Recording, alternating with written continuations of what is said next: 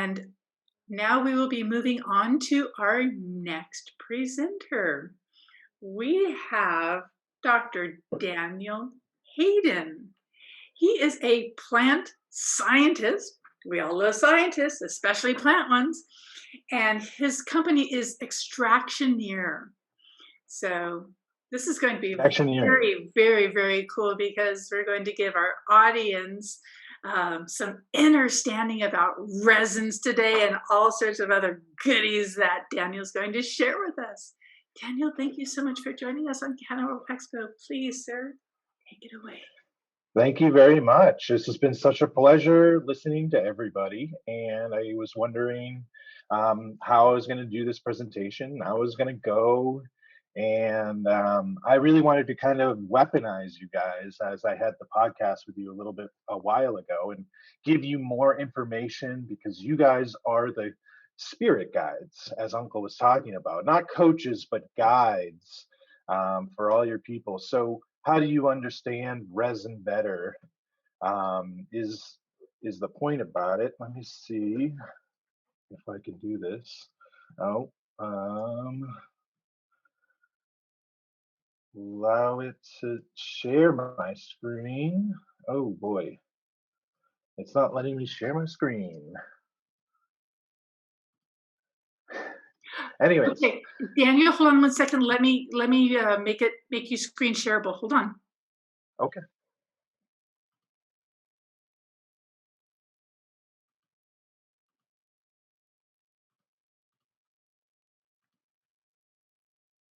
You know what, Daniel? That's really, really odd. You should be able to actually share your screen. Let me, sorry, I apologize, guys.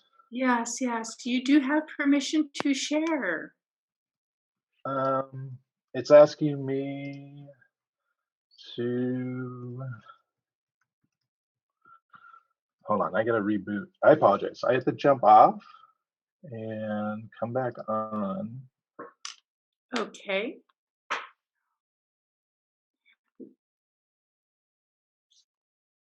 Okay, everyone. Well, we're having a brief technical interlude here. Thank you so much. While we're here, be sure that you enter CANNA World Expo's 1-year anniversary 420 prize giveaway. And you can go to cannaworldexpo.com/register. And we've got like some really, really cool things. We do have remedy rolls, always a favorite that we can never have too much of. I have things such as some Bloom Hemp CBD goodies. I've got one of our favorite sanitizers. This stuff is amazing. Alcohol free. It is a non-toxic sanitizer that it lasts. I mean, just on your hands alone, the hand sanitizer lasts 4 hours. And in case you don't know, the alcohol-based stuff lasts only while it's wet. And you have to keep putting that stuff on. It is toxic, toxic, toxic. There's a ton of information about this stuff at sanitizingsafety.com. We've got some really cool 420 candles. These things are awesome. We love them, love them, love them. So they smell really, really good too. Even have some fertilizer goodie stuff too. So Jungle Flora, we love this. It's the plant food. Thank you, Doc Rob. Thank you, Jungle Flora. Grow big plants, big healthy plants. Yes. So where can our viewers enter the prize giveaway? Yeah, absolutely. Again, let me remind everybody, you can go to cannaworldexpo.com/register. And I believe that Daniel is. Yes, can you see? There you are. We are ready to hand this back over to you. If you'd kindly enlarge we're seeing exactly what you're seeing. So if you All can right. make that So a I'm full sharing. window. Okay. Yeah. Is it filling up? No, but can you make it big for us, please? There we Is that go. That's what we want right there. Yeah. okay? Perfect, Daniel. I apologize. So Thank you, yes, Dr. I wanted. I feel like an old man. I wanted to weaponize you guys and just provide a little bit more perspective about the whole plant. So I am a plant biologist, plant physiologist, and I got my degree in 2003 from the University of Hawaii. And I am also the owner of a recreational cannabis business that does butane hash oil in common lexicon, as you would say. So when Elizabeth spoke about not being able to access medicine at the dispensary level, I completely understand that. And we're in trouble of losing kind of what the medicine is at the retail level, not only in the dispensary and legal cannabis, but at a level of CBD stores. And so I'm glad for the guys that spoke today is they can vet the medication and like Uncle can provide the medication and also do the medication themselves and understand that it works correctly, but you can't really find that anymore. And it's why is that? And so as flower cannabis you can find is flower cannabis is a cured cannabis. Let's see here. And so like what does cured mean really um, over live resin? So live resin has achieved this great luxury in our retail marketplace now because it has a lot of smells and fragrances and terpenes, but it's really sabotaging the real medicinal portion of the plant and what it's capable of. And in nature and in all of our food stuff and all of our kind of recreational items and of all of our pleasures and compounds from nature, they're really products that are aged um, in several different ways. Fermentation for cheeses, some microbiology, and also from yeasts in wines and alcohol. But even when the grape is grown for wines, a good grape year is when there's less rain and the really process of biology is reduced in the grape, and then that's made into wine, and that's what makes it better. And then it has to age in the oak barrel, and it becomes more complex. And I just Googled what makes wine more complex when it ages, and it's just breaking down different processes and products, and so that are from biology. And this is kind of like why would we want to cure cannabis, and it's because this type of process happens is it becomes more reduced and complex when we cure it. And now in the regulated market all you see is um, kind of products that are live resin and are more very mono cannabinoid, so just only THCA. And so that marketplace is saturated about 95%. So I wrote an article and I said cured resin is the more superior resin. And they asked me to cite why I thought that was. And I know that by being a plant biologist. And it's just commonly believed that live resin is the superior extract. So, really it starts in the bulb of the trichome. In cannabis, there are a few different types of bulbs. Systolic hair, which has no bulb. And then you have bulbs that are capillate, sessile, which sit on the leaf. And then you have kind of the glandular stalk trichome bulb, which you are all familiar with. And so in these bulbs, the indication of where is the medicine and what are we getting when we purchase cannabis products. A few different references that I'll use. You can go back later and pick them out, but recently a good one has published on the morphology of trichome bulbs. And from a biologist point of view, when I look at the bulb, in a flower, on flowers that are very high percentage THC, the bulb has this huge expression, this huge vacuole, and it's really promoting monoterpenes, which is the fragrance, and the accumulation of THC.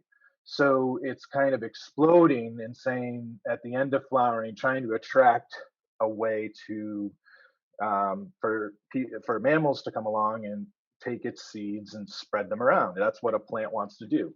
So the flower is the last expression of, hey, look at me, like a peacock raising its leaves and saying, so it's not a real medicinal structure per se. Where I think, and again, I'll say it's my theory, is more in the smaller bulbs on the leaf surfaces next to the flower is where most of the medicine is made. And here you have a picture of a smaller bulb and you see many vacuoles.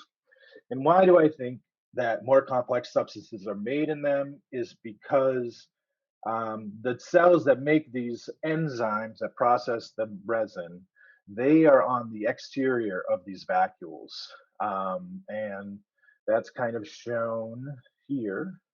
And so when the cell makes a membrane, it makes enzymes to process these cannabis molecules. On the membrane sits all of these proteins, and they come into contact with cannabinoids. And so this is a gold dot that has an antibody against THC. And so it's going to be on the surfaces of these membranes that I just showed you. And if you have a big bulb with not a lot of vesicles, you don't have a lot of these membranes. You just flush with monoterpenes and THC. And if you have a complex bulb, you have a lot of these different membranes, and inside of them, a lot of different enzymes that are in contact with resin. So, like as they look right here, this is a flower type how stocked bulbs look on a flower. And that's what the retail market is pushing towards. They want to see these structures that are really frosty. They have a lot of monoterpenes, have smell, but they're not complex and have complex substances. These types of bulbs that are sitting on the surface of the leaf have more of these vacuoles that have these enzymes in there that process the resin. This type of bulb is more of the THC perfume type bulb. And some of the difference are that the cells in these more complex bulbs only number a certain amount, but they do a good job. And then as you get more terpenes and cannabinoids, the cell number increases. That's just, don't really have much to say about that, but let me see here, hold on. Yeah, so as you can see, monoterpenes are greater than sesquiterpenes. And the bulb that's on the flower, that's this big bulb that those high THC strains are. But sesquiterpenes are and mounts over to monoterpenes in these smaller bulbs that are on the surface of the leaf. So that is why, in premise, I would say that the smaller bulb has more complex medicinal compounds in it.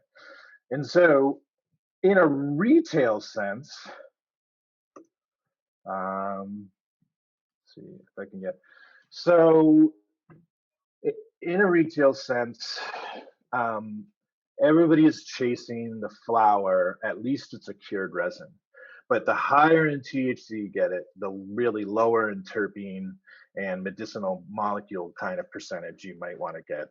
And so we really want to focus in on this image I'm going to show you is, I've looked at over 300 resins, and this farm really knows how to make great, flavorful, thick resins beyond anyone else.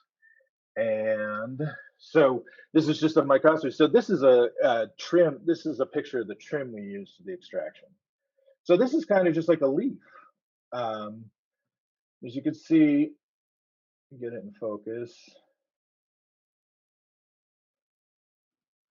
So along the vein of the leaf, really stalked trichomes do grow. And that basically tells you that a calyx is really just a vein. So where all the nutrients are pushing into the leaf is where your storage vacuoles are going to form. So those are very hungry organs, and they're forming right off the vein, which is supplying all the nutrients. And then when you get a tiny little flower, all of that is basically just expressing, it's basically a vein cut open and has trichomes all over it. But in this example, I'm going to point you to this amount of kind of sessile capitulate trichomes on the surface of the leaf. So this one strain from this one grower had such an abundance of flavor and effect. And really what we're talking about in kind of the full body of the plant are these different types of bulbs and the substances that they contain. And, like this is kind of a description of, there's just a different variety of bulbs and the differences that may be in them. And the complexity of them. And now it's kind of like in contrast to this image, which is from a flower. So you can see on the leaf surface, there's no bulbs that are on the surface. And because of breeders and breeding and growth characteristics nowadays, they want to see the stalk with the big fat bulb on it. And that's what basically most of the flower is comprised of. The whole entire surface. So when they're chasing the nug, you want a flower with the little leaves still intact. And if you want to consume like a whole plant or the whole effect. But when we process to make whole plant medicine and full spectrum, we actually would prefer just the trim. The flower itself is a reject to us. It's overburdened with monoterpenes and one particular type of cannabinoid. And so that's in my understanding where we start. And when we do whole flower processes, not even live resin, whole flower cured processes, it's a lesser resin. It's just fragrance and cannabinoid. And when we take the trim, the exterior sun-facing portions, the ones that are really doing all the work on the exterior leaves, and as I showed you, they have that kind of other layer of bulbs. There's the complexity and there's the kind of medicine and diversity. So at the retail shelf, everybody is in pursuit of the stocked bulb and the living resin. And our feeling and our approach and our whole thing is that the medicine is in this portion. And so let's see here. Let's see that. So what is that like in practice? How can I give you 10 more minutes of time to weaponize you guys about how a company would navigate that space? And really, it's like we do small batches from farmers. So the farmers will come in with specific strains that they grew, that people bred, that they grew with a specific way in a specific event. And we take small amounts and make gram equivalents of those pieces. But that is not a retail profitable, more or less, enterprise.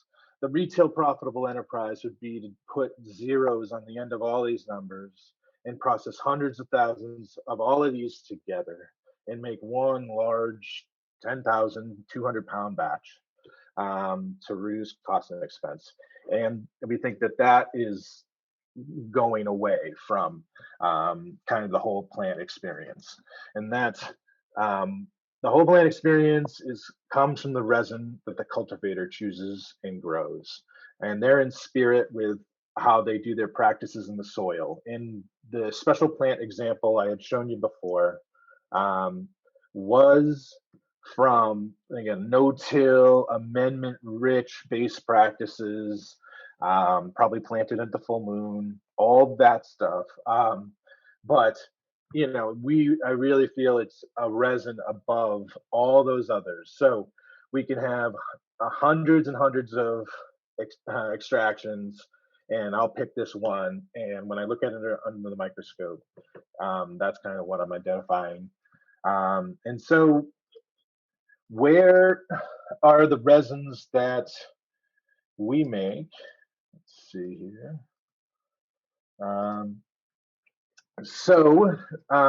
We kind of make a bunch of different resins. And oops. Yeah, so we have a liquid resin, we have a sugar resin, We have a crystalline that I wanted to talk to you about. I have a whole plant, not dewaxed, closer to RSO type, and a reintroduction of those crystalline and a liquid resin. So these are all cured resin types. Nobody else would ever make these products. They are unique to us in a process you can investigate more on our website. But I just want to look at the cannabinoids. So in our whole plant, liquid resin done from cured resin trim, um, we're at 50% cannabinoid total, and about 15% total terpenes. So that's 65 with simple math. So the other 35% are products that this lab can't identify. They're not necessarily that we have more minor cannabinoids than the other products, but a whole context of biology that the lab is not identifying. And that's how we kind of were onto it, that we had a separate process that was working.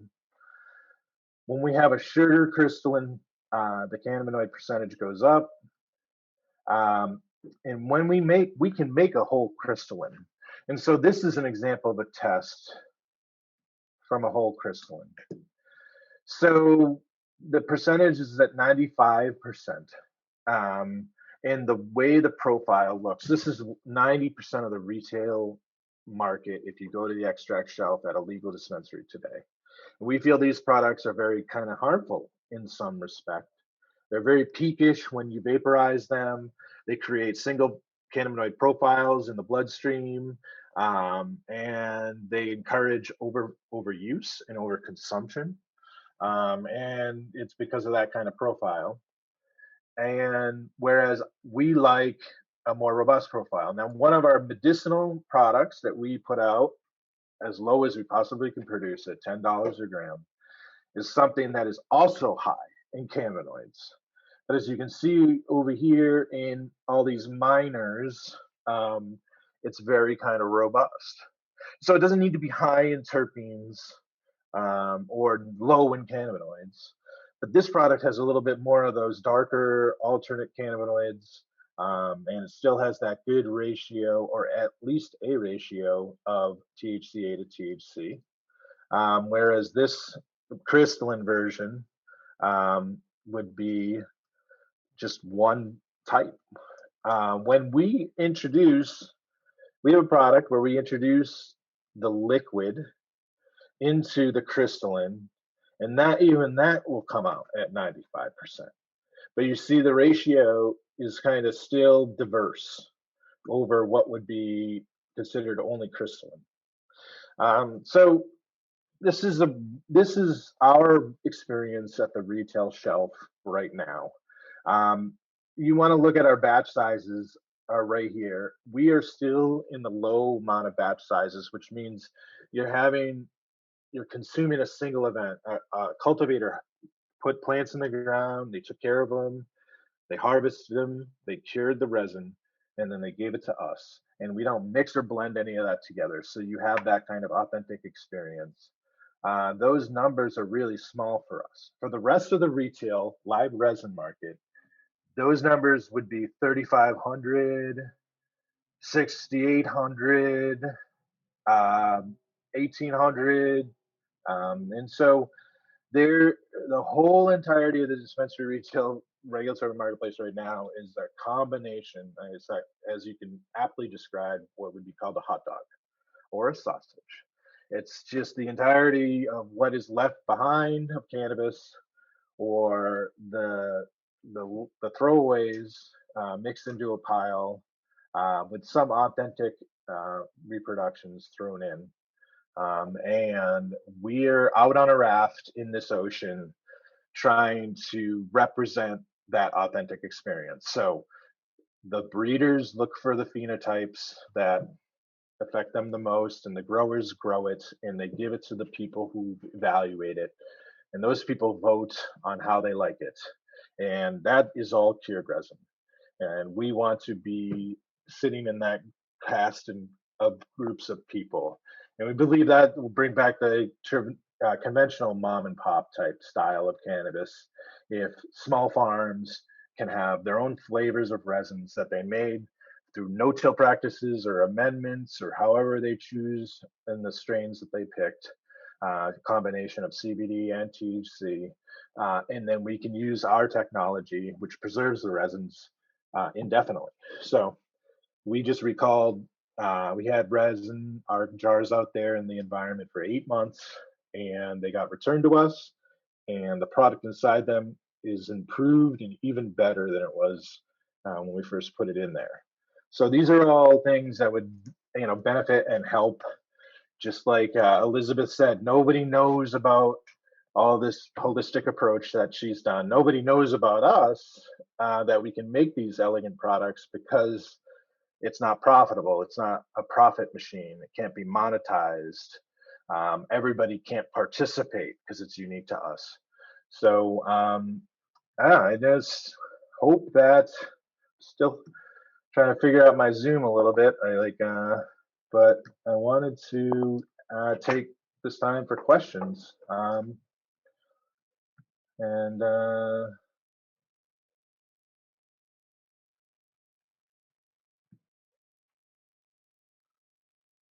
see. Thank you so much. Sorry about that. I was trying to get my my audio to work as well. We just have a little bit of technical difficulty going on. Charles, are you there? Would you like to jump on in and ask some questions? By the way, Daniel, if you can stop your screen sharing, that'd be awesome. Yeah. Let's see. God, you had so much information. I'm sure you could teach a couple of month course and still not get it all. But let me ask you, what is the difference between live resin and cured resin and cannabis concentrates? Yeah, so that's what I'm trying to express, and it's kind of like live resin is before it's finished. So it's, a living plant uses terpenes like our living bodies use water. So we're constantly expressing it, and we need to drink more. So a plant needs to constantly be making a lot of these fragrant terpenes, but they're not important molecules. So live resin nearly uses all of that as dilution into that medical cannabis experience. And cured resin is brought through curing. And so the bulbs are able to have the time, and the enzymes are able to work on the resins and make more complicated. Like aging in oak barrels is to cannabis as cured cannabis is. And unfortunately, live resin is more of a beer or a grape juice. It has that flavor, but the complexity and medicinal components are missing. Thank you so much. What is the price difference between extracts and flowers? Is there a big difference? Yeah, no, retail market price is all speculative. It's like Bitcoins. It's just, or housing prices, I guess.